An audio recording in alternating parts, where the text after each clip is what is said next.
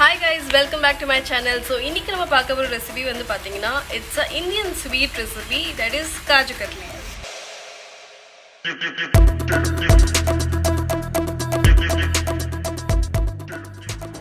So இந்த ரெசிபிக்கு base ingredients வந்து பாத்தீங்கன்னா cashews தான். So cashews வந்து வாங்கியிருக்கேன்.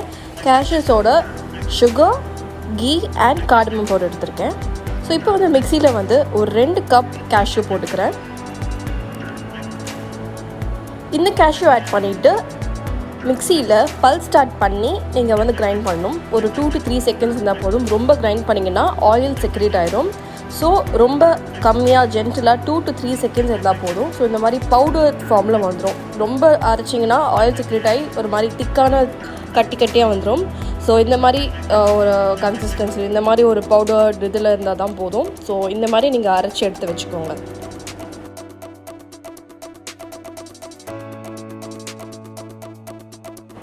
இந்த ப்ராசஸ்க்கு நான் ஒரு நான்ஸ்டிக் பேன் எடுத்திருக்கேன்.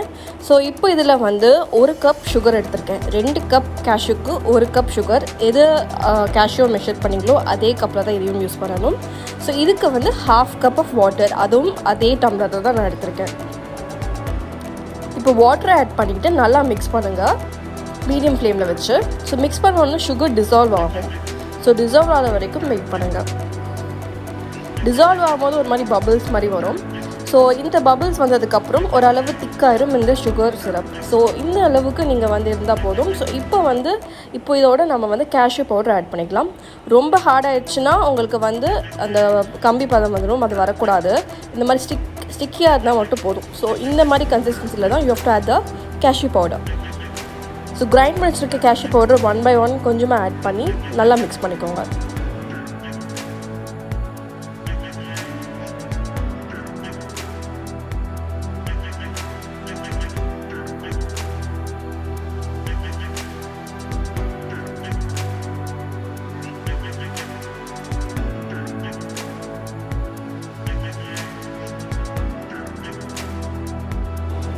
இப்போ சுகர் சிரப்போட கேஷ்யூ பவுடர் மிக்ஸ் பண்ணியாச்சு. லம்ஸ் இல்லாமல் மிக்ஸ் பண்ணிக்கோங்க.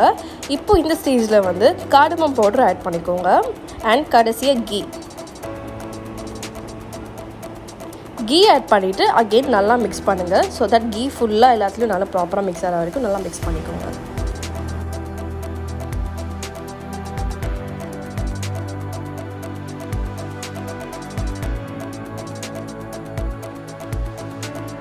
ஒரு ஃபியூ மினிட்ஸில் இந்த மாதிரி ஒரு கன்சிஸ்டன்சி வந்துடும். ஸோ ஒரு மாதிரி எல்லாம் சேர்ந்து ஒரு பைண்டாக இருக்கும். இப்போது வந்து ஒரு பட்டர் பேப்பர் எடுத்திருக்கேன். அப்படி இல்லை நீங்கள் வந்து எனி பேன் கூட எடுத்துக்கலாம். எடுத்துகிட்டு நீங்கள் வந்து பட்டர் இல்லைனா கீயில் வந்து நல்லா க்ரீஸ் பண்ணிக்கலாம். க்ரீஸ் பண்ணிவிட்டு நம்மளோட மிக்சரை வந்து இதில் ட்ரான்ஸ்ஃபர் பண்ணிக்கோங்க. இப்போ இந்த மாதிரி செமி சாலிடாக இருக்கும். பட் ஒரு 5 மினிட்ஸ்க்கு அப்புறம் ஹார்ட் ஆயிரும். ஸோ இப்போ வந்து இதுக்கு மேலே இன்னொரு பட்டர் ஷீட் போட்டு அகெயின் நல்லா ஃபைனாக ரோல் பண்ணிக்கோங்க. ஒரு காஜு கட்லி அளவு திக்னஸ் கூட ரொம்ப சின்னதாக அளவு இருந்தால் போதும்.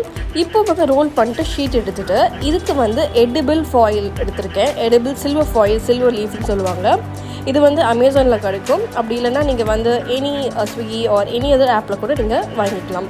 ஸோ இப்போ இதை வந்து மேலே ப்ளேஸ் பண்ணி இப்போ பண்ணும்போது நீங்கள் ஃபேன் ஆஃப் பண்ணிக்கோங்க. காற்று இருந்துச்சுன்னா it's going to fly away. So ரொம்ப லைக் காற்று இல்லாமல் இருந்துச்சுன்னா உங்களுக்கு வந்து கரெக்டாக அந்த ஃபாயில் பேப்பர் ஒட்டும். ஸோ இப்போ வந்து இதுக்கு நீங்கள் டைமண்ட் ஷேப்பில் இல்லை உங்களுக்கு எந்த ஷேப் பிடிக்குமோ நீங்கள் வந்து அந்த ஷேப்பில் நீங்கள் கட் பண்ணிக்கலாம்.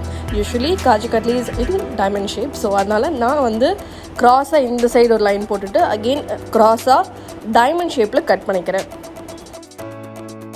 This is such a good recipe guys. It turned out very well and என்னோட ஃப்ரெண்ட்ஸுக்கு எல்லாருக்குமே என்னோட ரெசிபி ரொம்ப பிடிச்சிருந்துச்சு. எனக்கு ரொம்ப நிறைய நல்ல ஃபீட்பேக்காக வந்துச்சு. they really liked it சொன்னாங்க. ஸோ கண்டிப்பாக நீங்களும் ட்ரை பண்ணி பாருங்கள். இதை வந்து நீங்கள் வந்து ஏர்டைட் கண்டெய்னரில் போட்டு தண்ணி படாமல் வந்து 1 வீக் வரைக்கும் ஸ்டோர் பண்ணி சாப்பிட்லாம். என்ஜாய்.